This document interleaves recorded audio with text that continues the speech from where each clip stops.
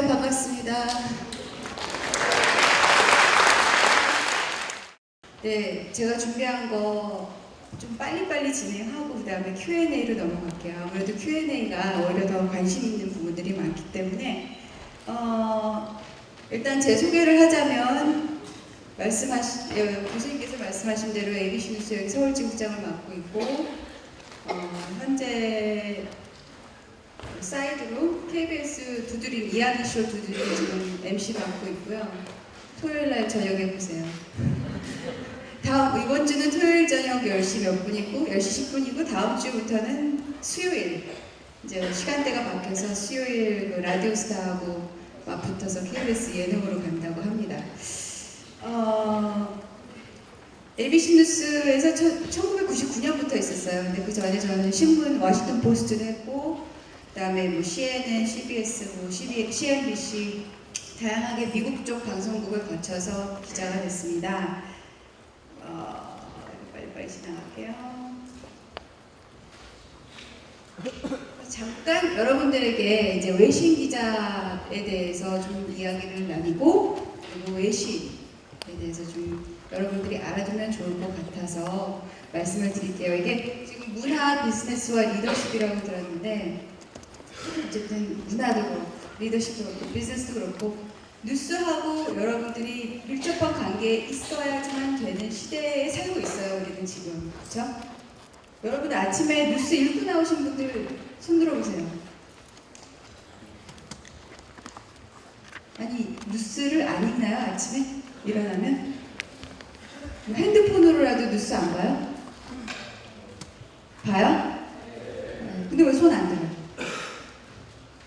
뉴스는 항상 여러분들이 접해야 돼요. 이거는 뭐 그 중요성에 대해서 제가 차츰 말씀을 드리고 많은 사람들이 이제 특파원이 되려면 어떻게 해야 되나요? 라고 물어보는 분들이 많아요. 그래서 대부분의 특파원들은 일단 뭐 어떤 문제든 호기심을 갖고 있어야 되는 게 정상이겠죠?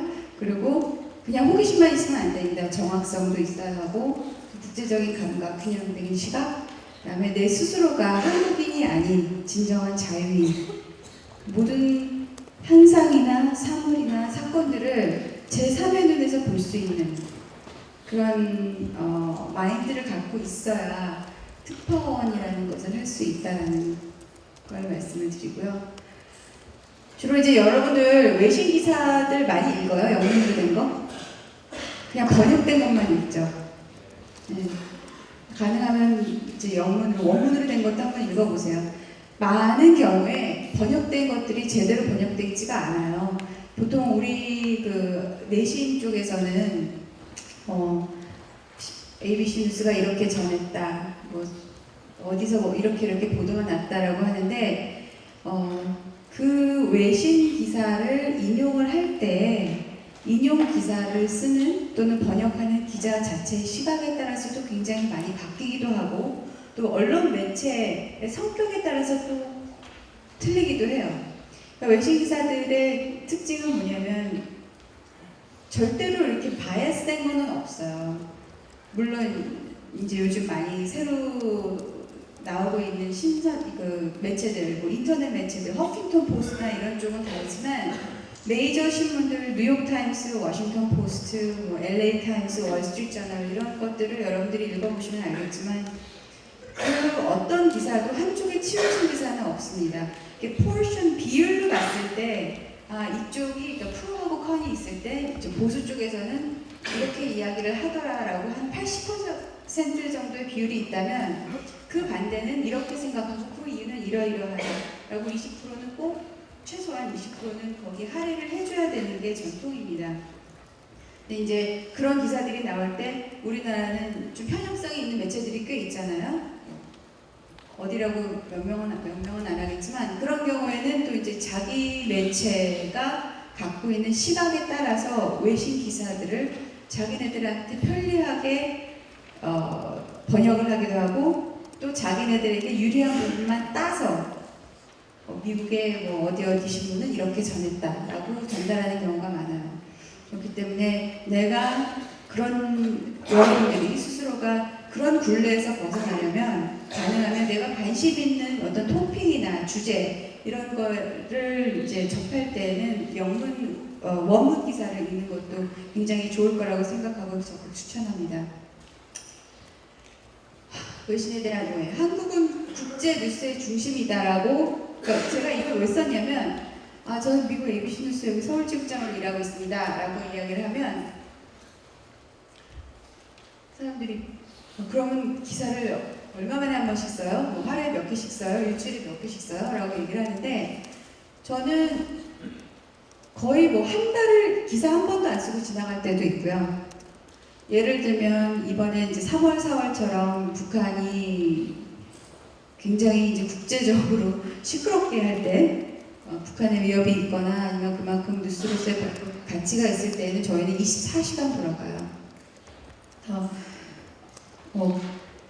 왜냐하면 미국이 이제 또 시차가 있기 때문에 예전에는 뭐 아침 뉴스, 저녁 뉴스 두 가지만 있었지만 이제는 우리가 인터넷 시대를 살아가면서 미국의 메이저 방송국들도 이제 웹사이트를 운영하면서 24시간 뉴스 체제로 바뀌는 거예요. 그러다 보니까 프로그램도 많이 생기고 또 닷컴의 중요성도 또 이제 많이 부각되고 그렇기 때문에 이제 뉴스가 터지면 24시간 그냥 일을 한다 이렇게 생각을 하면 돼요.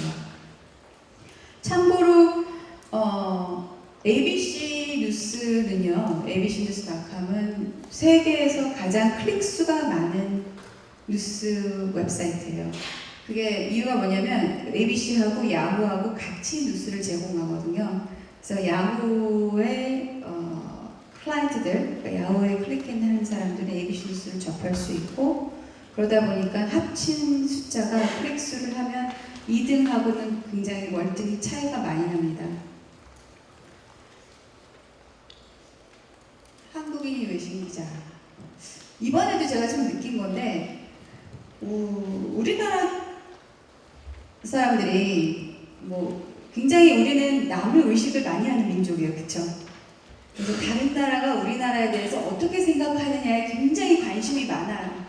그러다 보니까 그런 이제 국제적인 뉴스가 이제 터지고 막 외신 기자들이 갑자기 물밀듯이 들어오고, 참고로 지금 한국에 있는 뭐 CBS, MBC, ABC 그 3대 방송국 중에 지국을 갖고 있는 데는 저희밖에 없어요. 저희는 기자 제가 있고, 그 다음에 카메라 기자분 2분이 계시고, 그리고 이제 인턴 기자들이 2명이 항상 상주하고 있고요. 그래서 5명이서 함께 움직이고, 큰일이 터지면은 혼자서 24시간 뉴스를 다 감당을 못하니까 또 본국에서도 들어오기도 하고 또 각 쇼에서 좋아하는 기자들을 보내기도 해요.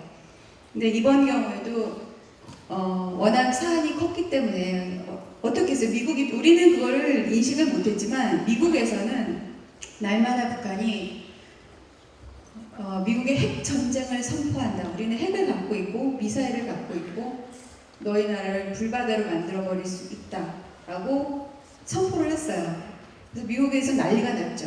정말로 전쟁 나는 줄 알고 있었어요. 미국 사람들은.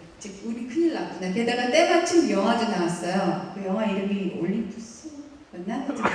무슨 영화가 있었는데 그 영화가 이제 블록버스터가 됐는데 그 영화의 내용이 이제 북한 출신의 테러리스트가 백악관을 점령해가지고 뭐 이제 그런 내용인데 얼마 있다가 여기 한국에도 개봉을 한다고 그러더라고요.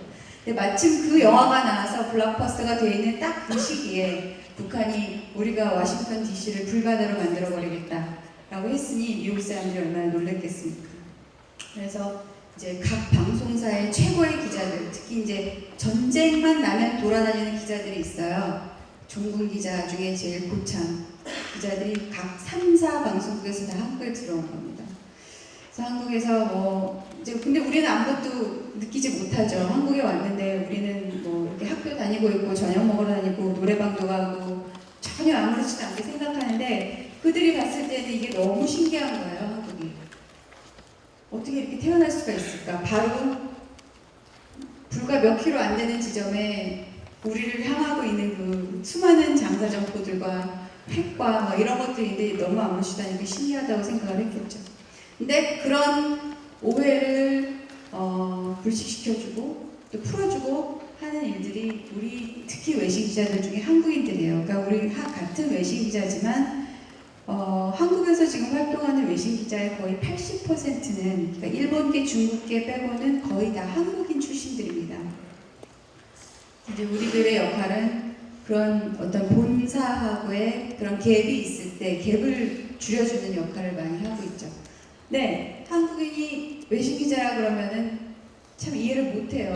아직도 우리나라 사람들은 그 편견이 있는 것 같아요. 그래서 뭐 외신 기자 그럼 무조건 노란 머리고 남자야 되고 키가 커야 되고 막 이런 이미지를 갖고 있는 것 같아요. 저도 이번에 그걸 굉장히 많이 느꼈는데 그렇지가 않아요. 사실 저는 미국에서 졸업을 하고 홍콩, 싱가포르에서 일을 하다가 한국에 99년도에 들어왔는데 많은 사람들이 저한테 키도 작고 뭐 어려 보이고 그런데 외신 기자 힘들지 않냐고 여성으로서. 근데 저는 여자라서 차별을 받은 것보다는 오히려 한국인이라서 역차별을 받은 경우가 훨씬 더 많아요. 한국에 와서.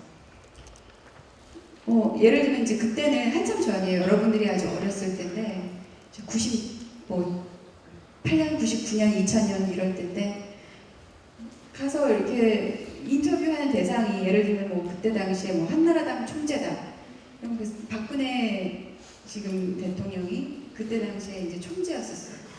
인터뷰하러 가면 그 밑에 있는 수많은 그 보좌진과 또 국회의원들과 그분을 이제 보좌하는 사람들이 있잖아요. 가서 안녕하세요, 반갑습니다. 워싱턴 포스트 조주희 기자입니다. 그리고 악수를 탁 하려고 그러면 사람들이 너무 당황을 해요. 그러니까 자기네들이 생각했던 거는 그래도 워싱턴 포스트에 서울 특파원이 오는데 저 같은 사람이 나타나리라고는 상상을 못했던 거죠. 그 옛날에는 심지어 남자들이 여자들이랑 악수도 안 하려는 그런 시대도 있었어요. 그래서 여기서 일을 하면서 가장 힘들었던 거는 오히려 내가 한국인인데 이제 미국의 메이저 신문사, 방송사를 대표하는 기자로서 일을 하는데 받은 역차별이 더 많고 심지어는 청와대 같은 데를 들어가도 우리하고는 비교가 안 되는 약간 변두리 매체인데도 불구하고 그 변두리 매체의 그냥 파트타임 직원으로 그냥 글을 쓰는 노란머리의 백인 남자가 가면 막 상석에 앉히고 막 대통령님 옆에 앉히고 막 이런 우스운 일도 많이 있었답니다. 이제는 좀 달라지길 바라고 있는데 여전히 그거는 전혀 변하지 않고 있어요. 여전히 한국 사람들이 갖고 있는 어찌 보면 굉장히 뿌리 깊은 사대주의 사상이라고도 할 수 있고 편견이라고 할 수도 있고 그런 게 아직도 존재하고 있다는 거 말씀드리고 싶고요. 이거는 그냥 상식적으로 알아두세요. 워싱턴 포스트 같은 경우에는 보수 신문이 아닙니다.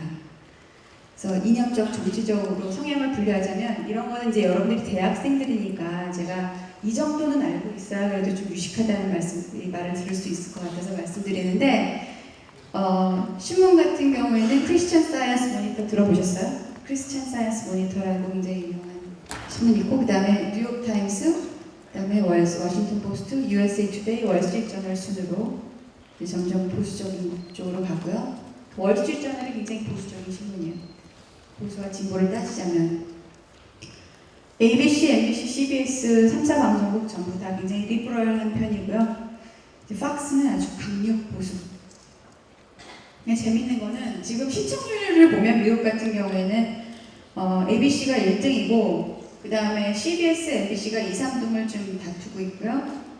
그 다음에 어딜 것 같으세요?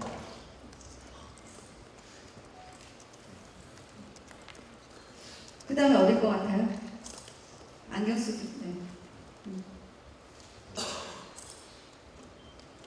많은 사람들이 CNN이라고 생각하거든요. 아니에요. 폭스가 제일 많고요. 그 다음에 네 번째로는 폭스 다음에는 어딜까요? 한참 밑으로 CNN이에요. 뭐 간단히 얘기하면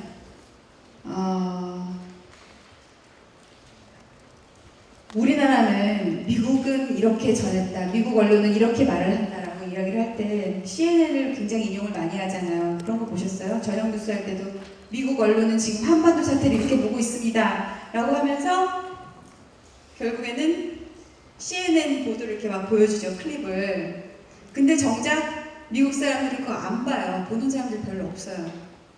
그러니까 시청률로 말하자면 CNN의 옛날에 가장 핫했을 때가 레리킹 라이브였는데, CNN의 가장 역대 그 시청률이 높았던 프로그램이 레리킹 라이브인데, 레리킹 라이브가 예를 들어서 90만 정도면 이제 ABC 뉴스 같은 경우에는 뭐 900만, 1000만 이렇게 되거든요. 그만큼 우리가 너무나도 외신에 대해서, 특히 미국 언론에 대해서 잘못 생각하고 있는 부분들이 많다는 거 여러분들이 좀 알아주셨으면 좋겠습니다. 이해가 됐나요? 지금 제가 하고 있는 이야기들이? 참 열심히 들어주셔서 감사합니다. 아주 훌륭한 학생들이에요. 여기 지금 보니까 반응이. 기사는 어떻게 취재하세요? 그러는데 대부분은 저도 이제 내신을 모니터링 하면서 한국에서 지금 일어나고 있는 일들 보고 그 중에서 이런 뉴스는 미국에서도 굉장히 관심이 있겠다 싶은 거. 예를 들면 아까 그 싸이 콘서트 같은 경우에는 미국에서도 워낙 강남 스타일로 싸이가 떴기 때문에 싸이에 대해서 관심이 있겠다 싶어서 하고요. 내신의 외신 인용 관련은 제가 아까 처음에 말씀드렸던 듯이 이제 우리 내신을 읽었을 때 외신을 인용했을 때는 여러분들이 그냥 가끔 뭐 맨날 찾아보라고 말을 안 하겠습니다만 가끔 내가 관심 있는 부분은 원문도 찾아보는 이제 그런 탐구욕과 호기심과 열정을 좀 부자리길 바란다는 마음에 적어두었고요. 여러분들에게 이제 조언을 몇 가지 하자면, 대학생들이니까 언어는 기본으로 꼭 하셔야 하고, 시사 감각을 기르자. 뉴스 꼭 매일매일 아침에 읽으시기 바랍니다. 자기 전에 읽으시고 중간중간에 읽으시고 뉴스는 꼭 읽어야 합니다. 마음의 소리에 귀를 기울이고 적극적으로 도전하는 용기를 가지시고 인턴십을 활용하십시오. 여기 2명 저희 ABC 뉴스 인턴들이에요. 일어나 인사해. 함께 왔습니다. 우리 인턴들은 6개월씩 해요. 1년에 6개월씩. 둘 다 지금 이제 미국에서 유학 중인데, 뉴욕에서 한 사람은 코넬 대학 다니고 한 사람은 NYU인데 6개월 동안 이제 휴학하고 와서 거의 한 뭐 100대 1 정도의 경쟁률을 뚫고 뽑힌 우리 인턴들입니다. 다음에 제가 간단하게 빨리 넘어갈게요. 책을 썼어요. 책 제목은 아름답게 욕망하라인데요. 네이버 쳐보시면 알 겁니다. 이 책을 제가 쓴 이유가 뭐냐면, 저도 이제 연세대학교에서 한동안 강의를 하고 학생들하고 많은 교류를 갖고 있었는데, 그 학생들이 저에게 이제 개인적으로 물어보는 질문들이 거의 비슷하다 보니까 제가 학생들에게 이야기해주는 조언들도 너무 비슷해요. 그러다 보니 이걸 하나하나 할 게 아니라 내가 한꺼번에 책을 써서 여러 학생들에게 내가 하고 싶은 이야기를 들려주자라는 취지에서 책을 썼어요. 피해를 주지 않는 한 나만의 욕망은 필요하다. 그러니까 누가 저한테 이제 제가 이 아름답게 욕망하라는 책을 써서 발표회를 하니까 많은 기자분들이 왜 욕망이라는 단어를 썼냐고 그러더라고요. 너무 섹슈얼하다고. 그렇게 들려요? 아니에요? 그럼 여러분들은 많이 깨신 겁니다. 근데 많은 사람들이 욕망 그러면은 어떻게 책에다가 욕망이라는 이야기를 쓰지? 그것도 기자가? 뭐 이렇게 썼는데, 저는 욕망이라는 단어에 대해서 거부감이 없어요. 왜냐면 만약에 내가 남에게 피해를 주고 남을 밟고 내가 원하는 거를 이루고자 하는 거는 욕심이지만, 내가 응당 취할 수 없는 것에 대한 어떤 욕심을 부리는 거지만, 욕망은 소망한다는 거거든요. 내가 갖기를 소망한다. 근데 그 과정에 있어서 아름답게 하자는 거죠. 정정당당하고 나 스스로에게 창피하지 않을 만큼 떳떳하게 아름답게 내가 무언가 원하는 거를 심히 욕심을 부려서 어떤 소망을 하여 이루자라는 겁니다. 제목을 제가 이렇게 정한 이유는, 제가 요즘 사람들이라 그러면 참 그런데 여러분들 제 아들 나이가 여러분들 나이예요. 근데 요즘 친구들 보면 우리가 살았을 때보다 참 욕심이 없다라는 걸 느껴요. 뭔가 내가 원하는 거, 내가 하고 싶은 거, 이루고 싶은 거, 그런 거에 대한 어떤 열정, 그런 열망, 이런 것들이 잘 안 보이더라고요. 쉽게 포기하고, 힘들면 이거 아니면 저거, 이런 올인을 하는 거를 잘 볼 수가 없어요. 그래서 젊은 사람들한테 제가 너무너무 해주고 싶은 이야기가, 내가 원하는 걸 빨리 캐치를 하고, 그리고 과연 그 내가 원하는 게 내가 할 수 있는지 없는지를 판단하는 그런 판단력이 있어야 돼요. 그러니까 예를 들어서 내가 너무 못생겼는데 영화 배우가 되고 싶고 김태희가 되고 싶고 그건 안 되는 거잖아요. 그렇죠? 내가 갖고 있는 탤런트가 뭔지를 빨리 파악하고 그 탤런트를 기준으로 그걸 토대로 내가 이룰 수 있는 최상의 맥시멈이 어디까지인가 생각을 해보고 그 목표를 정해서 그 목표를 위해서 내가 정말 스스로를 이렇게 고통을 주면서까지 노력해보는 그런 과정들이 참 값지다라는 걸 여러분들한테 이야기를 해주고 싶어요. 그래서 그러려면 어떻게 해야 하느냐. 뭐 내가 김태희처럼 아름답진 않지만 그래도 나 자신을 사랑해야 하는 거. 매일 아침 일어나서 거울을 보고 너가 제일 잘났어. 너가 제일 이뻐. 정말 너 아름다워. 라고 스스로에게 몇 번씩 이야기해주고 칭찬해주고 그러면서 나의 자존감을 높여야 된다는 거죠.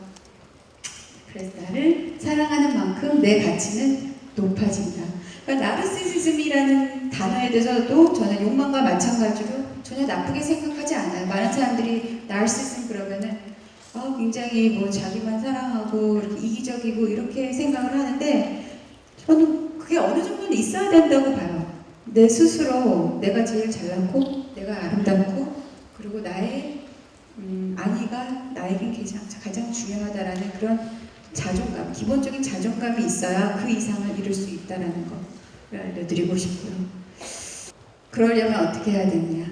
안테나를 높여야 된다. 안테나를 항상 높여라. 촉을 세우는 만큼 얻는다. 눈치가 빠른 사람이 좋다는 거예요. 간단히 얘기하면 제가 제일 싫은 사람이 뭐냐면 게으른 사람 그리고 눈치 없는 사람이에요. 사회생활을 하면서 눈치 없으면 어딜 가도 여러분들은 환영 못 받습니다. 내가 눈치가 있는 사람이 되려면 어떻게 하느냐? 어떻게 해야 돼요? 내 몸이 갖고 있는 모든 촉을 세워놓고 내 주변에 어떤 일들이 일어나고 있는지 관찰하고 느끼고 그걸 항상 해야 된다는 거죠. 긴장하라는 얘기가 그거예요. 어딜 가든 긴장하라. 상대방이 나를 이렇게 쳐다볼 때 들어서 저 사람의 눈빛을 보라는 겁니다. 저 사람이 나를 볼 때 어떤 식으로 바라보냐에 따라서 이 사람은 나를 굉장히 티껍게 생각한다. 이 사람은 나를 굉장히 좋아한다. 이 사람은 그냥 너 누군가 한번 보자. 이게 다 얼굴에 나타나 있거든요. 보면은. 근데 이런 것들에 대한 어떤 촉을 세워놓고 나의 위치가 지금 어디서 어떻게 보여지고 있는지 그런 것들에 대한 인식을 하고 있어야 된다는 거예요. 안테나를 높여라. 무슨 말인지 이해 가시죠? 흔들려도 흔들리지 말라는 거예요. 살면서 특히 이제 여러분들은 대학교 1, 2, 3, 4학년이잖아요. 학교를 다니면서 부모님 밑에서 온실 속에서 자라다가 이제 이런 대학 생활도 하고 많은 사람들을 만나게 되고 앞으로 또 이제 인턴십도 하고 사회생활을 시작하고 나서부터는 여러분들이 참 많은 난관들에 부딪힐 거예요. 내가 당해보지 못한 무시도 당해볼 것이고 내가 겪어보지 못한 그런 고통도 올 것이고 마음의 아픈 일도 많을 것이고 창피하고 숨고 싶고 그런 거 많을 거예요. 그렇지만 긍정의 나를 욕망하려면 흔들려도 흔들리지 마라. 별거 아니에요. 그냥 자기 마음속에 있는 거거든요. 힘들어도 그래 저 사람이 나를 개 무시했어? 좋아. 그렇게 해. 라고 생각할 수 있는 그런 어떤 담대함, 그거를 이제 높이라는 거죠. 이건 여자들한테 제가 많이 하는 이야기인데, 험담이나 질투나 모함 같은 거, 시샘 같은 거 있으면 그냥 즐기라고 얘기해 주세요. 제가 아까 그랬잖아요. 누가 나를 모함하거나 그러면 그냥 그래, 마음대로 해, 무시해 라고 생각할 수 있는 그런 정도의 어떤 깡이 있어야 된다는 건데, 특히 여자들 사이에서 그런 게 굉장히 많아요. 직장 생활하면 더 심해져요, 그게.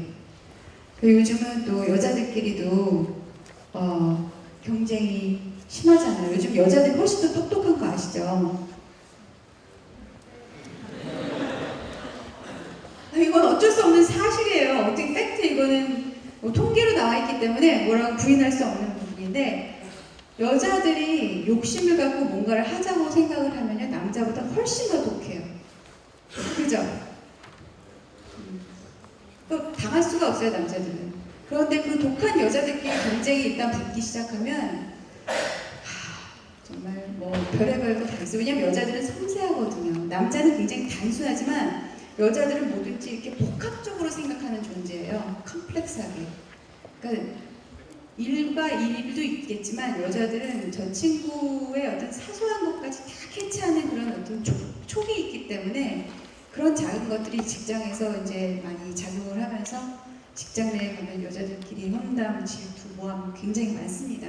특히 이쁘면 더해요.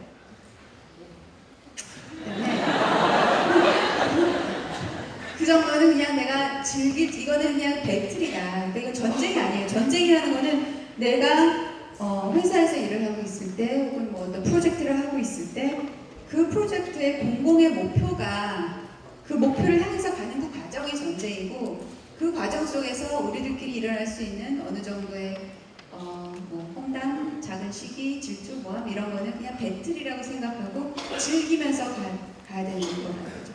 그 이야기를 제가 여기 든 이유가 너무 많은 여학생들이 저한테 와서 막 하소연을 많이 해요. 특히 이제 뭐 일을 하다 보면 또 공동 프로젝트나 이런 걸 이렇게 같이 하다 보면은 그런 일들이 많다 그러는데, 그런 거 별로 연연하지 않아도 된다는 거. That's 영어가 나올 뻔해서 죄송해요. 이게 세상의 끝이 아니에요.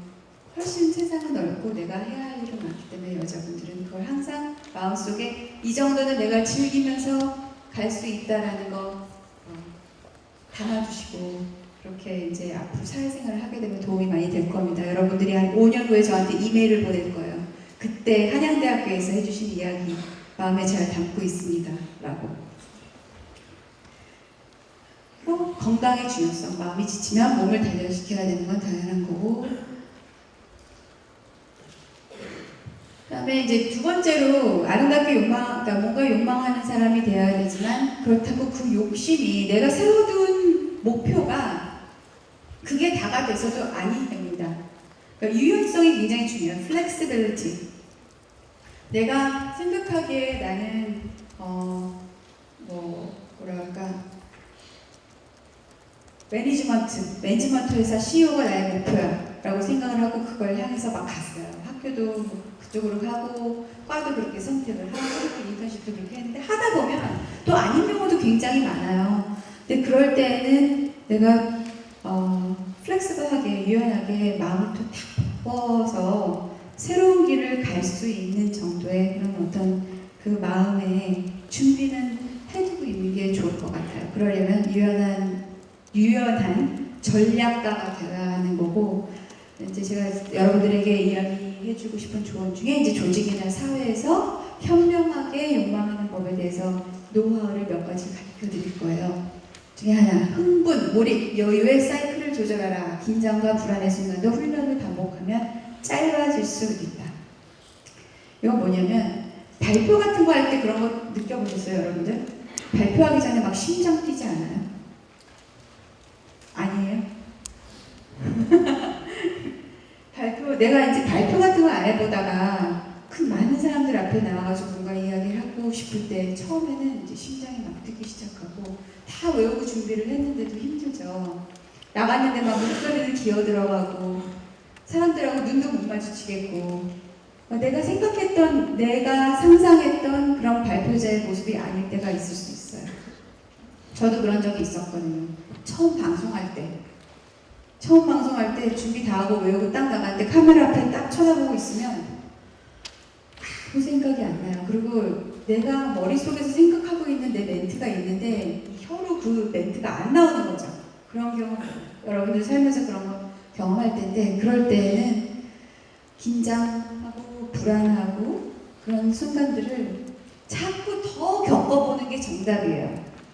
내가 정말 힘들어서 다시는 안 해. 이게 아니라 내가 이걸 진짜 완전 잘못했다, 실수를 했다라고 느끼면 내 스스로를 자꾸 그런 상황이나 그런 위치에 더 몰아내세요. 가서 또 서보고 또 서보고 그렇게 하다 보면 결국에는 그 순간들이 이제 점점 노하우가 쌓여서 그 순간이 그 반복 그 기간이 짧아진다는 걸 말씀드리고 싶어요. 근데 이런 걸 할 수 있는 시기는 지금밖에 없어요. 지금 여러분들. 그러니까 친구들하고 혹은 교수님하고 가서 교수님하고 몇 마디 하는 것조차도 힘든 친구들은 자꾸 일부러 내 스스로를 이거를 이기기 위해서 이런 내가 싫기 때문에 더 가서 선생님하고 교수님들하고 이야기하고 내 스스로를 이렇게 바깥에다가 들판에다가 내보는 연습을 하시라는 말씀입니다. 감정 표현은 적당한 절제와 솔직함이 최고다. 무슨 말인지 아시죠? 이런 이야기 제가 굳이 설명 안 해도 되는데 항상 그런 것 같아요. 커뮤니케이션이 중요하고 커뮤니케이션을 제대로 하려면 내 감정을 있는 그대로 전달하는 게 제일 좋아요. 근데 그건 사람 성격 나름인 것 같아요. 그렇죠? 어떤 사람은 굉장히 직설적인 사람이 있고 어떤 사람은 아닌 사람이 있는데 가장 중요한 거는 내 이모션, 내 감정을 잃어버리지 않는 거가 굉장히 중요한 것 같아요. 오히려 말을 못하는 사람도 안 되지만 이게 자기 감정을 조절을 못해서 욱하는 사람들 있잖아요. 그런 사람들 지금 내가 스스로 그런 사람이라고 느꼈으면 지금 대학교 때, 대학생일 때, 용서가 될 때 그걸 고치셔야 합니다. 그래야 사회생활하면서 이제 무난하게 할 수가 있어요.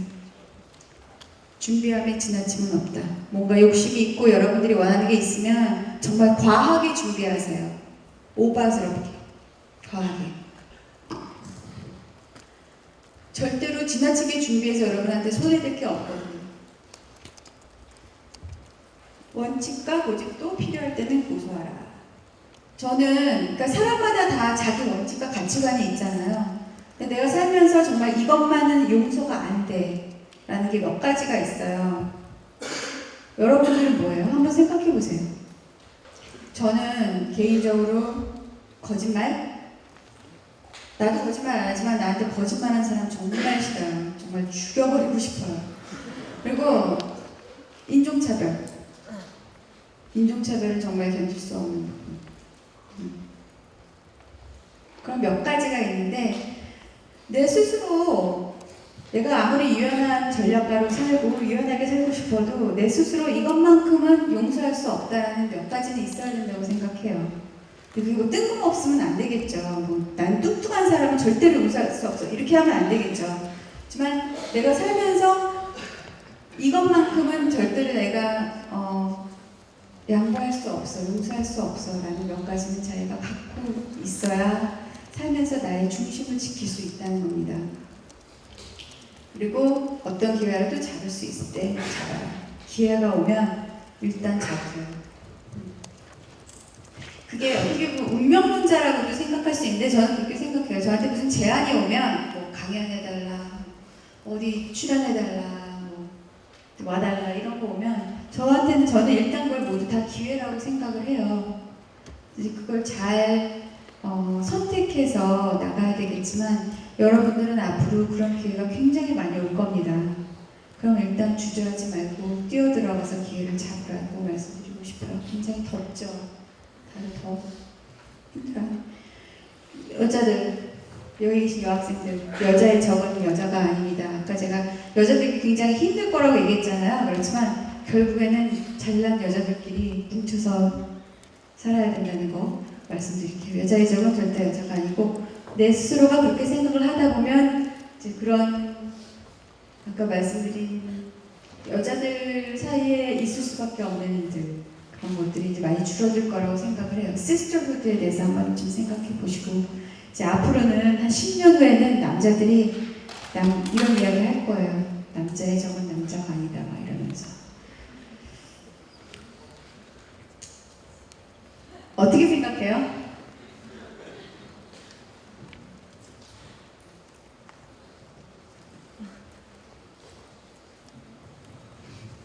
그리고 내가 이쁘다고 잘났다고 잘생겼다고 생각하는 사람 아무도 없어요? 제가 얘기했잖아요 여러분들한테. 내가 스스로 제일 잘났다라고 생각하며 살아야 한다고. 내가 나를 사랑해야 한다고 말씀드렸잖아요. 이 이야기를 한 이유는 뭐냐면 항상 내가 남들에게 프리젠터블 해야 된다는 걸 말씀드리고 싶어서 이야기한 거예요. 이쁘고 잘생기고 못생기고의 문제가 아니라 내가 상대방하고 소통을 하거나 그 사람에 대해서 이야기를 하거나 그 사람한테서 뭔가를 얻어내고 싶을 때에는 다 아시겠지만 내 스스로가 깔끔하고 상대방에게 호감을 줄 수 있는 사람으로 변해야 된다는 거 말씀드리고 싶어요. 어느 정도의 미인계는 필요하다는 게 이제 그 이야기입니다. 이제 다른 맥락에서 좀 잠깐의 에피소드를 얘기하자면 미얀마 같은 경우에 제가 이제 미얀마에서 한 몇 년 전에 한 14만 명이 죽은 적이 있어요. 사이클론이라는 자연재해 때문에 14만 명이 거의 한반도 크기에 준하는 땅이 전부 다 물에 잠겼어요. 그래서 다 물에 빠져 죽었어요 그때. 근데 거기를 이제 취재를 하러 갔는데 미얀마는 군부잖아요. 그래서 이제 외국인들이 못 들어와요. 근데 특히 그때는 더더욱이나 유엔에서 지원을 해주겠다고 하는데도 불구하고 그 이제 군부에서 못 들어오게 했었어요. 국제사회에 이제 뭐 물품이나 구호품 이런 것들을 못 들어오게 했었는데 그때 이제 어떻게 해서 저희 ABC 뉴스만 저하고 우리 카메라 기자분 두 분만 가게 됐어요. 미얀마에. 이제 미얀마 대사관의 본사에서 이야기를 듣고 미얀마 대사관 가서 뭐라 그랬냐면 우리 그 삼촌이 버마에서 한식당을 하는데 한식당이 이번에 사이클론 때문에 다 무너져서 가서 도와야 된다고 우리 패밀리 비즈니스 때문에 그렇게 이야기를 하고 운 좋게 저하고 우리 카메라 기자들 두 명은 비자를 받았고 바로 뒤에 서 있던 우리 로이터 기자는 바보같이 나는 외신 기자인데 거기에 들어가고 싶다 그러고 거절을 당했어요. 그래서 유일하게 특종이었는데 유일하게 이제 저희 팀이 미얀마에 들어가서 24시간 정도 이제 택시 같은 거를 대절을 해가지고 그 피해 현장으로 내려가는데 미얀마는 가면 이제 곳곳에 전부 다 이제 군사 뭐라 그러지 통제선 같은 게 있어요. 그래서 파스포트 같은 거 검사하고 그리고 자기네 마을에 외부인이 들어오면 경찰서에다 신고를 해야 돼요. 심지어 이제 여관 같은 데도 여관 들어갈 때 뭐 어느 나라에 누구누구가 왔다라고 이제 모두 전부 다 이제 통보를 하고 신고를 해야 되는 시스템인데 우리는 그러면 쫓겨나잖아요. 전부 다 가서. 그러니까 굉장히 힘든 시기였는데 매번 군사 통제선 검열하는 데를 통과할 때마다 미인계를 썼어요. 뭐라 그랬냐면 그때 가니까 미얀마는 하루에 2시간만 뉴스를 하거든요. 저녁 6시 땡 하면은 자기네 이제 군부 관련된 뉴스를 해요. 그러고 나서 한 6시 반부터 시작해서 30분 동안 우리나라 시트콤을 하나 보여주고요. 시트콤 제목이 뭐였는지 모르겠는데 옛날 그 시트콤을 보여주고 그 다음에 이제 사극을 보여줘요. 근데 사극에 그때 한혜진 씨가 거기 주연이었는데 우리도 사실 미국 사람들 보면은 이 사람이 이 사람 같고 저 사람이 저 사람 같고 같은 노란 머리 모르잖아요. 거기도 마찬가지예요. 그래서 우리 카메라 기자가 거기 주몽이었다. 주몽에 나오는 액트레스라고 이렇게 거짓말을 해갖고 그 사람들이 그러냐고 해서 막 사진 찍자 그래갖고 우리가 이제 사진도 막 찍어주고 괜히 주소 보내지도 않을 거 없어서 주소 받아가지고 보내줄 테니까 우리 군부에다가 경찰서에다 이야기하지 말아달라. 우리는 좋은 마음으로 와서 너희들을 도우려고 이 한국 한국에서 온 액트레스가 그 자원봉사하러 온 거니까 친구하지 말아달라고 매번 그러면서 통과를 했어요. 뭐 그럴 때 이제 미인계도 통한다는 거. 그러니까 예뻐서가 아니라 이제 한국 사람이기 때문에 얼굴이 해서 그렇게 그 사람들이 이제 착각을 했던 경우도 있고.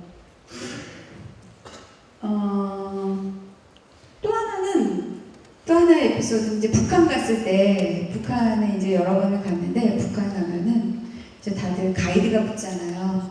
그래서 뭐 이것도 찍지 마라, 저것도 찍지 말라, 이 사람이랑 얘기하면 안 되고, 저기 가면 안 되고, 이런 게 굉장히 많은데, 저는 그래도 오히려 굉장히 좋았어요. 왜냐면 기자들 전부 다 아저씨들, 남자들 막 이런 사람들 갔었는데, 여자는 저 혼자였거든요. 그러니까 이제 북한 사람들도 여자한테 잘해주더라고요. 그럴 때 좀 이제 미인계를 썼다고 자부하고 있고, 폭탄주, 나만의 한계선을 설정하는 법이라는 그 챕터가 제 책을 읽으면 나와요. 제가 나중에 제 책을 아마 여기 최준석 교수님께서 본 것 같아요. 그래서 질문하신 분들 중에 좀 그 인텔리전트한 질문을 하시는 분들에게 나눠줄 것 같은데, 저는 술을 안 마셔요. 근데 한국에서 직장 생활을 하면서 제일 힘들었던 게 술이었어요. 우리 회사는 회식이라는 게 없거든요.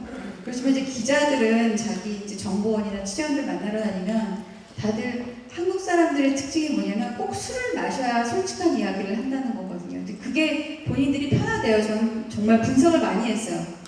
특히 남자분들 왜 정상적인 상태에서 밥을 맛있는 음식을 먹으면서 정상적으로 대화를 못하냐. 그냥 그렇게 살아왔기 때문에 그렇대요. 그래서 꼭 술을 마시고 막 술 취하고 막 자기가 흐트러진 모습을 보여야 서로가, 그래야 솔직한 이야기가 오갈 수 있다라고 표현을 하더라고요. 여러분들 요즘 세대는 어떤지 모르겠지만 아직도 그런 경우가 굉장히 많은 것 같아요. 근데 저는 지금까지도 이렇게 뭐 폭탄주를 마신다거나 뭐 이러면서 일을 해본 적은 없는 것 같아요. 다 그 노하우도 있는데 그 노하우는 이제 시간 관계상 말씀을 못 드리고 제 책에 있으니까 읽어보세요. 파워 커넥터가 되라는 이야기를 자주 해요. 파워 커넥터. 욕망하는 것을 얻기 위한 소통의 방법. 그럼 어떻게 하면 됩니까? 일단 악수하는 거.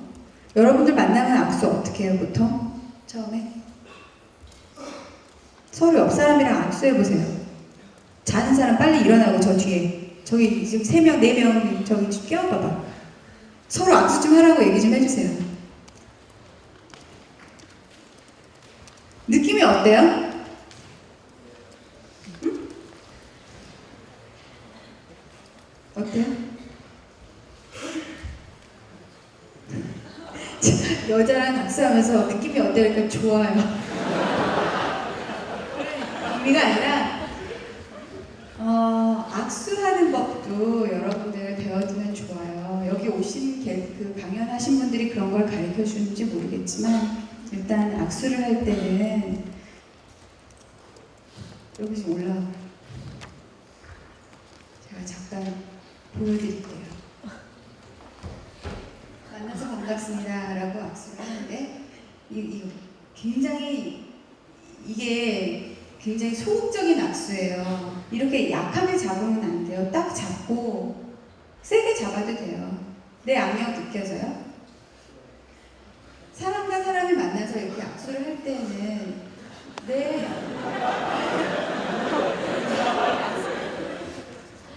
나와 이 사람이 통하는 통로거든요, 이게. 근데 처음 누군가를 만났을 때 좋은 인상을 심어주려면 어떻게 해야 돼? 안녕하세요 이렇게 해서 이렇게 잡는 게 이 사람한테 마음이 가겠어요? 아니면 이렇게 잡는 게 마음이 가겠어요? 순간 당황할 수도 있어요. 저는 이제 요즘 하도 이제 악수를 많이 하고 다니기 때문에 많은 사람들이 아유 조 기자는 왜 이렇게 손님이 세? 라고 얘기를 해요. 제가 어디 봐서 세게 생겼어요, 그렇죠?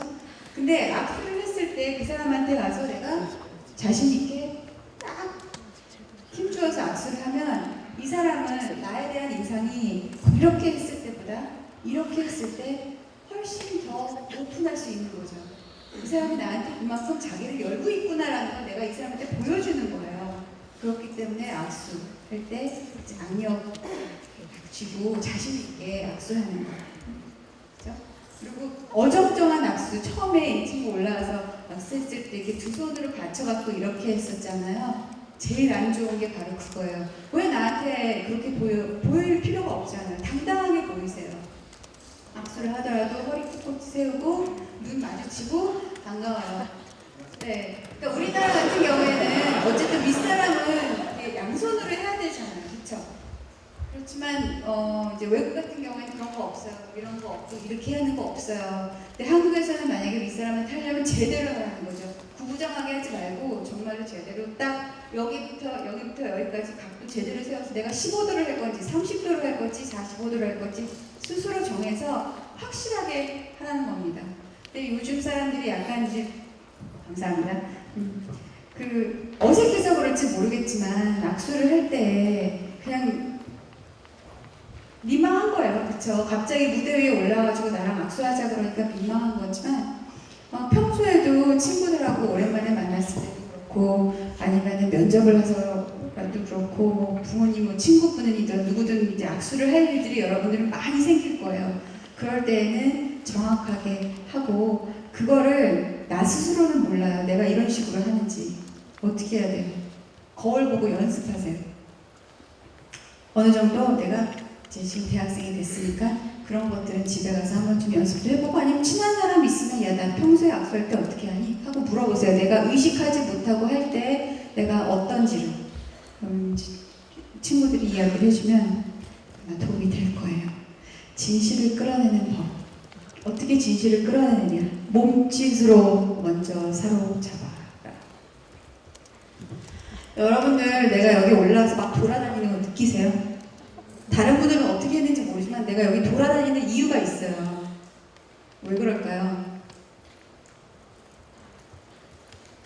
가수들도 이번에 싸이 공연 보니까 막 하늘을 날고 막 사방으로 돌아다니더라고요. 여기 와주신 모든 사람들에게 나를 전달하고 싶은 거예요. 나의 존재를 그 사람들에게 각인하고 싶고. 그래서 나는 저 같은 경우에는 이제 하면서 전부 다 보고 있어요. 눈 마주치려고 하고 저 사람이 나를 향한 눈빛을 보고 거기에 또 답해주고 이렇게 말을 하면서 다 하고 있거든요. 그리고 다 알고 있어요. 어디서 누군가가 지금 핸드폰을 뭐 보고 있는지 어디서 누가 자고 있는지 다 알고 있어요. 네, 이것도 이제 안테나 촉이거든요. 제가 아까 말씀드린 거. 근데 몸짓으로 상대방을 사로잡으려면 이렇게 돌아다녀야 되는 거예요. 그러니까 이런 이제 아디다스 추리닝 입으신 분 같은 경우에 어제 술을 많이 드신 것 같은데 네, 저런 분들 이렇게 안녕하세요. 제 몸짓으로 나 자신을 알리는 거 중요하고 그러려면 어떻게 해야 돼요? 레이저의 눈, 짐승의 눈을 가져라. 시야를 넓힌다는 거. 이것도 다 안테나를 높이고 촉을 세우는 일하는 그 과정 중에 하나예요. 그래서 내가 지금 보고 있는 거, 내가 지금 여기 올라서 긴장하고 있으면 딱 여기 나한테 집중하는 몇 명하고만 이야기를 했을 거예요. 하지만 이제 이게 노하우가 쌓이면은 이제 이쪽으로 시야를 넓혀서 짐승의 눈을 갖고 저쪽 끝에서 자고 있는 사람, 내 바로 앞에서도 자고 있는 사람, 뭐 이런 사람들, 고개를 끄덕이는 사람, 나하고 다 커뮤니케이션 하는 거거든요, 지금. 일대 몇인지 모르겠지만, 이런 사람들하고 커뮤니케이션을 할 때에 가장 중요한 거, 짐승의 눈을 가져라. 그리고 눈빛은 백마디를 대신한다는 이야기. 그러니까 나의 눈빛도 여러분들 연습하면 돼요. 그거 아세요? 내가 누군가하고 이야기를 할 때 내가 아까 그랬잖아요. 이 사람은 나를 굉장히 티껍게 생각한다. 나에 대한 열중하고 있다고. 뭐 이런 거 다 그 사람의 눈빛을 보고 느끼고 아는 거거든요. 이게. 그러면 그거를 내가 알고 싶으면 나의 눈빛은 나 상대방에게 어떻게 보여지는지도 연구를 하고 연습을 해야 돼요. 요즘 너무 좋은 도구들 있죠. 비디오 같은 거. 그렇죠? 그러니까 내가 스스로를 인지하고 있지 않을 때 셀카가 아니라 친구한테 그냥 내가 보통 사람들이랑 이야기하고 너네들이랑 이야기할 때 너가 한번 좀 찍어봐. 자기가 한번 연구해보세요. 내가 남에게 어떻게 보여지는지. 나의 눈빛을 연구하는 거. 그리고 눈빛으로 상대방에게 이야기를 할 수 있는 거. 그러니까 예를 들면 이런 거예요. 우리 이제 그 앵커가 되면 한국 방송은 약간 틀려요. 가리키는데 이제 외국 방송 같은 경우에는 앵커 교육을 시킬 때, 혹은 이제 기자 교육을 시킬 때 어떻게 하냐면 기사를 뭐 슬픈 기사, 기쁜 기사, 아니면은 그냥 심심한 기사, 그다음 무미건조한 기사를 세 가지를 주고 읽으라 그래요. 그러고 나서 테이블 다시 돌려보면서 볼륨을 다 꺼요. 끄고 나서 여기 이렇게 딱 가려놓고 너가 지금 어떤 기사를 읽고 있는지 맞춰보라고 합니다. 그럼 내가 이렇게 해놓고 기쁜 기사를 보도할 때, 슬픈 기사를 보도할 때 눈으로 이야기하는 걸 내 스스로 느낄 수 있다면 시청자도 그렇게 느낄 수 있다는 거죠. 그렇게 눈빛 연기를 배우는데, 그것도 여러분들이 사회생활을 하면서 눈빛에 대해서 내 스스로 분석하고 연구해보는 것도 굉장히 도움이 될 거예요. 입속의 말을 품지 마라. 저 제일 싫어하는 사람 중에 한 명이 애기 목소리 가진 사람 있죠. 특히 여자들, 우리는 태어나면서부터 여자들은 약간 이쁘게 이야기하는 걸 배워요. 어쩔 수가 없는 것 같아요. 한국 여자들과 일본 여자들의 특징인데, 말을 할 때 언어가 여자들은 톤이 좀 높고 남자들은 조금 이제 점잖게 이야기하고, 왜냐면 부모님들이 그렇게 얘기하니까 아이들도 그렇게 배울 수밖에 없는데, 사회생활을 하면서도 그렇게 애기처럼 그랬어 영 이거 있잖아요. 안녕하세요 이거 있잖아요. 그랬잖아 뭐 이런 애기 목소리 가지신 분들 지금 학교 다닐 때 빨리 고치세요. 사회생활 하면서까지 그러면 절대로 승진 못해요. 나중에 자기 톤을 일부러 낮추는 연습해야 합니다. 영어로 얘기하면 특히 훨씬 더, 지금 저는 이제 한국말 할 때는 피치가 높은데 영어로 아까 보도하는 거 보셨죠? 많이 다운돼 있어요. 그만큼 저음인 경우에 신뢰성을 더 준다는 거는 그건 어쩔 수가 없는 것 같아요. 우리가 인식하기에, 우리 귀로 들어도 음악을 이렇게 막 시끄러운 하이피치 톤을 들으면 확 시끄럽잖아요. 근데 조금 저음이면 안정되는 거나 마찬가지로 나의 목소리도 좀 그런 쪽으로 바꾸는 게 좋고, 그 다음에 특히 남자분들은 발성 있죠. 발성, 우물우물거리는 거, 그거 하지 마시라는 거. 내가 만약에 그런 타입이라면 스스로 몰라요. 그렇기 때문에 친한 친구들이 그렇게 얘기를 하면 그거 지적해주는 게 정말 친구예요. 너 말 좀 똑바로 할래? 라고 이야기해 주시고, 아니 진짜로 웃으라고 하는 얘기가 아니라, 상대방에게 만약에 내 친구가 좀 이렇게 남자들이 이렇게 오물오물거리는 거 있으면 너 그러지 마, 이제 너 군대 가서 맞는다 이렇게 얘기를 해줘야 돼. 자기가 생각하고 있는 자기의 메시지를 상대방한테 제대로 전달하는 거 자기 책임이거든요. 만약에 내가 그런 타입이라면 연습하면 돼요. 지금이라도. 오케이? 코드가 맞는 사람끼리 이익 집단을 구성하라. 끼리끼리 노는 거, 우리나라는 정말 어쩔 수 없이 이게 다 이렇게 몸에 배겨 있는데 참 좋은 것 같아요. 저는 그게. 누구한테 물어보니까 정치하는 사람들 있잖아요. 표심 잡을 때 어디를 공략하냐고 봤더니 동호회를 공략하더라고요. 이번에 이제 그 대선 때 관계자들하고 이야기를 하면서, 옛날 같은 경우에는 막 거리에서 유세하고 그랬는데 이제는 그게 아니래요. 일단 각 동호회들을 공략을 한대요. 그만큼 우리나라는 코드가 맞는 사람들끼리 잘 뭉치는 습성이 있어요. 좋은 것 같고, 나도 내 코드가 좀 맞으면은 그쪽 사람들하고 이제 뭉칠 수 있는 그런 유연함도 중요하고, 또 이게 아닌 것 같으면 얼른 빠져나오는 것도 중요하겠죠. 그렇죠? 영원한 내 팀은 나 자신이 만들어야 한다. 저는 개인적으로 저는 친구의 개념을 갖다가 그냥 위로 한 20년, 밑으로 20년 생각해요. 그다음에 여러분들 다 내 친구라고 생각을 해요. 그렇지, 우리는 한국 문화는 굉장히 계급, 나이 이런 거 많이 따지잖아요. 그렇지만 궁극적으로 살다 보면은 다 프렌드가 될 수 있다고 생각을 해요. 나보다 30살이 많으신 분도 나하고 코드가 맞으면, 좋아하는 게 비슷하고 취미가 비슷하면 나의 친구가 될 수도 있는 거고, 또 여러분들도 저하고 친구가 될 수 있다고 생각을 해요. 내 팀은 결국에는 내 주위에 좋은 사람들은 내 스스로 만드는 거거든요. 그러니까 나에게, 내 주변에 있는 사람들한테는 최선을 다했으면 좋겠다는 거, 그 다음에 개인을 뛰어넘어 세상을 포용할 수 있는 마음이 좋다. 굉장히 철학적인 이야기인데 좀 현실적으로 풀어놓은 게 제 책 안에 있어요. 그러니까 책을 읽어보시면 좀 알겠지만 이것도 유연성의 일부예요. 내가 좋아하는 거, 나는 어떤 사람, 또 나의 세계는 어디, 이런 거를 좀 뛰어넘어서서 나하고 굉장히 다른 사람들도 받아들일 수 있는 넓은 마음을 가졌으면 좋겠고, 나하고 생각이 다른 사람들도 좀 가졌으면 좋겠어요. 내 말은 여러분들이 좀 꽁해서 나는 좋아하는 사람이 이거고 내가 좋아하는 건 이거고, 여기에서 벗어나서 좀 마음을 열고 세상을 향해서 아 그래 이것도 좋고 저것도 좋아하고 이제 포용할 수 있는 마음을 기르는 연습을 하시라는 말씀입니다. 여기서 끝내고 이제 질문 받겠습니다. 질문은 뭐 종류에 상관없어요. 그냥 편안하게 하세요. 네.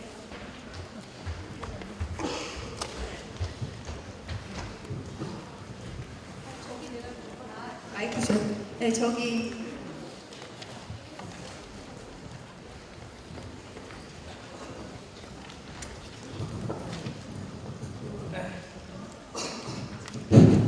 강의 잘 들었습니다. 아, 나 이 친구 얘기했는데 그 다음에 이 친구. 아, 괜찮아. 마이크 들었는데. 컴퓨터 전공 홍종근입니다. 이제 강의하신 거랑 좀 맥락이 맞아 있어가지고 IMF 리가르드 총재는 자기가 매력 에너지를 높이기 위해서 잠도 줄인다고 하는데 저 강의 내용 그거랑 좀 맞는 것 같습니다. 많은 부분이 있는 것 같은데 좀 많은 것을 말씀해 주셨는데. 그러면 사람들끼리 대화하거나 그런 소통을 할 때 이런 언어적인 그쪽 기반에서 포괄적으로 매력 에너지를 주고받을 때 어떤 점에 신경을 쓰시는지 그런 걸 좀 추가적으로 말씀해 주시면 감사하겠습니다. 그러니까 누군가하고 대화를 할 때 어떤 걸 신경 쓰고 대화하냐고요? 단순히 대화보다는 이제 매력 에너지를 이렇게 좀 서로 소통하는데 어떻게 집중하고 연구하시는지 좀 알려주시면 감사하겠습니다. 저는 제일 중요한 건 눈 교환이에요. 눈빛 교환. 저 사람하고 눈 똑바로 쳐다보고 이야기할 때 나는 저 사람이 어떤 생각을 눈빛이 눈동자가 흔들릴 때 저 사람에 대해서 느끼는 게 있거든요. 눈빛 교환. 그리고 솔직하게 이야기하고 오늘 이야기한 건 다 들어있는데 사실 그런 거에 신경 많이 써요. 굉장히 그냥 직설적이고 솔직한 편이에요. 그거는 제 성격이고 가끔가다 그걸 불편해하는 사람들도 있긴 한데 저는 오히려 그게 편하더라고요. 네, 그 정책학과 이수빈입니다. 전 두 가지 질문 드리고 싶은데요. 첫 번째로 그 강연 중에 안 나와서 기자가 되려고 하신 그 이유에 대해서 여쭤보고 싶고, 두 번째로 그 살아가면서 이렇게 이 사람은 정말 싫다라고 말씀하셨는데 그렇다면은 살아가면서 이것만 꼭 지켜야겠다라는 것 있으시면 어떤 게 있으신지 이제 궁금합니다. 기자라는 직업이 있는지도 모르는 상태에서 저는 어렸을 때부터 신문을 되게 많이 읽었어요. 그러니까 할머니 할아버지가 키우셨는데 그때 당시에 한국일보라는 신문이 있는데 아침마다 제가 그 한국일보 신문을 막 읽어드리면 천재 났다고 되게 좋아하셔가지고 신문 읽는 버릇이 그냥 어렸을 때부터 있었고, 그리고 나중에 돼서는 이제 정치 외교학과로 진학을 했는데 그때 아버지가 저한테 그랬거든요. 그때는 여자들이 사회 진출을 잘 못하는 시기였어요. 그래서 아버지가 여자가 사회 진출을 해서 너가 성공하려면 일단은 앵커가 되고 기자가 앵커가 되고 앵커가 한 다음에 이제 대통령을 해라 그런 얘기를 하셨는데 저는 대통령 되고 싶었어요. 왜냐면 정말 남녀 차별을 없애고 싶었어요. 너무 억울한 점이 많아서 우리 엄마는 지금 전형적으로 그 아들만 이렇게 막 아시죠?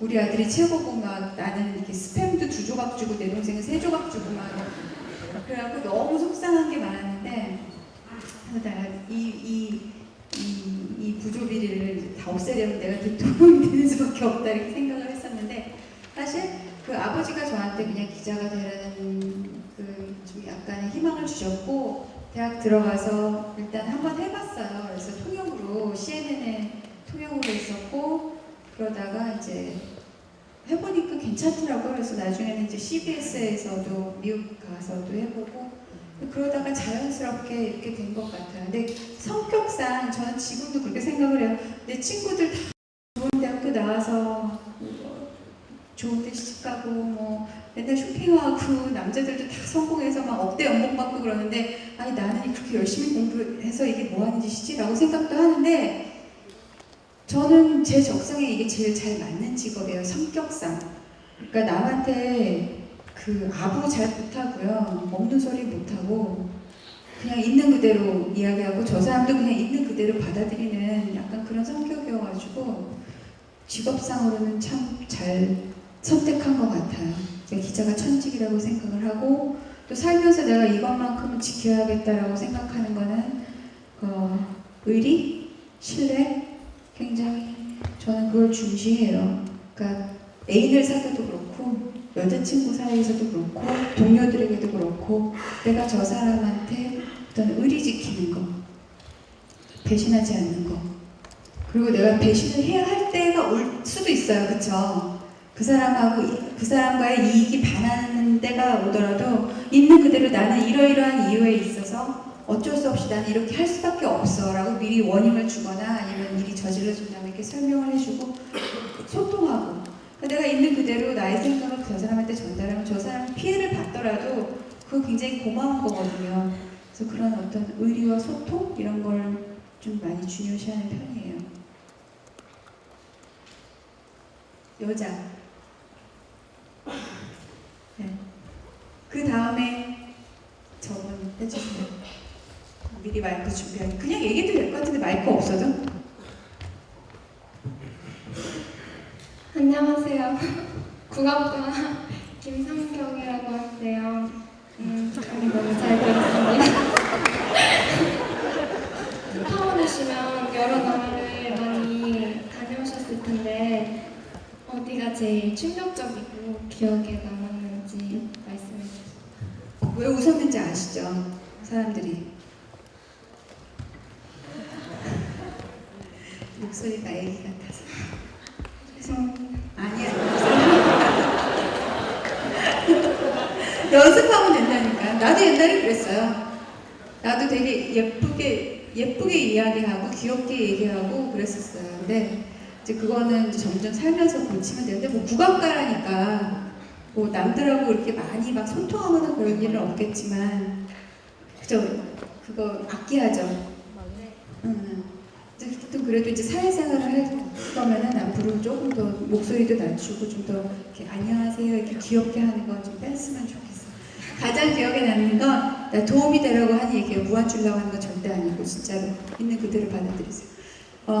제일 기억에 남는 거는 아무래도 그 미얀마였었고요.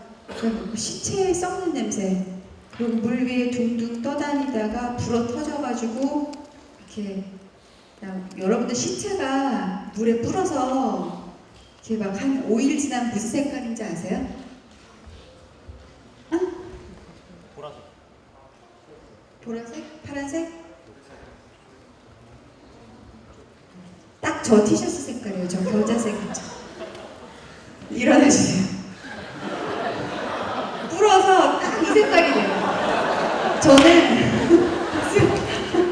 저는 처음이었어요. 그런 장면들을 본 게. 근데 그 냄새, 막 그 진동하고 막, 그리고 또 더 마음 아픈 건 아이들 있잖아요. 그러니까 어른들은 어디든 매달려서 어디든 둥둥 떠다니거나 지붕으로 기어 올라갔지만 그 아이들 시체가 굉장히 많았어요. 막 잘리고 목 없고 막 이런 시체들이. 근데 그런 장면을 처음 보니까 그게 굉장히 저한테는 스트레스였고 힘들었고 근데 그런 와중에 막 또 늑대와 짐승의 눈을 갖고 어디에 무슨 일이 벌어지고 있는지 막 보고 찍고 막 이거 하면서 그때 좀 스트레스를 많이 받았던 것 같아요. 그때 힘들었고 그리고 하면서 제일 힘든 건 뭐냐면 어떤 이제 그런 안타까운 현장에 갈 때 있죠. 그럴 때 제일 힘든 것 같아요. 그러니까 내 스스로 감정 컨트롤이 안 될 때 기자는 있는 그대로 내가 보는 사건들, 현상들을 더 많은 사람들한테 알려주는 직업이거든요. 근데 거기서 내가 내 감정을 딱 절제를 못하고 눈물을 흘린다거나 이게 울컥하거나 이러면 절대로 안 되는 거예요. 그거는 뭐 MC나 진행자나 아니면은 뭐 그냥 내가 리포터나 배우나 기자 뭐 이런 사람들은 그 감정 표현하는 게 자기 직업이니까 괜찮지만 기자는 절대로 그러면 안 되거든요. 근데 그런 안타까운 사연이나 이런 거 할 때 제일 힘든 것 같아요. 감사합니다. 일단 박수로 좀 감사해 주실 것 같습니다.